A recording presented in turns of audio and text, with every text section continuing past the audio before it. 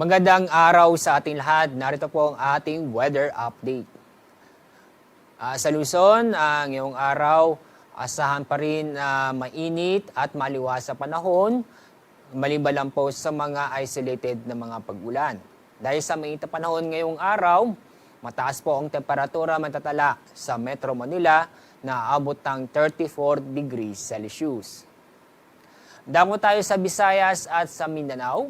Ang buong Kabisayaan ay makakaranas po ng mainit at maliwalas sa panahon kung saan ay magiging bahagyang maulap hanggang sa maulap ang kalangitan, maliban lang po sa mga isolated na mga pag-ulan.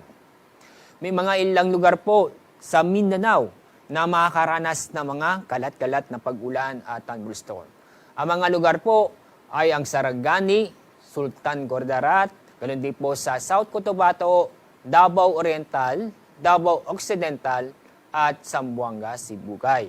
Samantala, itong nalabing pong bahaging Mindanao, inyong makikita, fair weather condition po tayo, kung saan ay mainit na panahon, may balang po sa mga isolated na pag-ulan.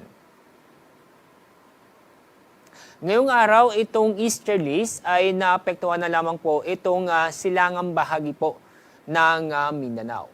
Samantala, itong ridge of high pressure area.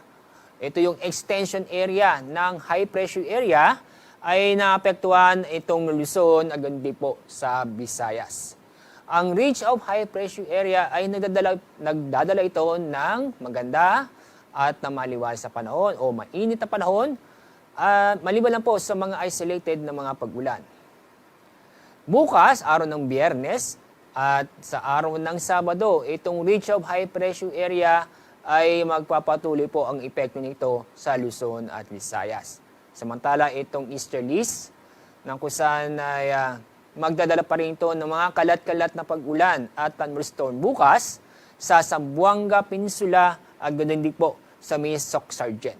Pero pagdating po ng araw ng Sabado, dahil po although may epekto pa rin po ang easterlies, ay itong buong Mindanao ay makakaranas na po ng maganda o mainit at maliwalas sa panahon maliban lang po sa mga isolated na mga pag-ulan.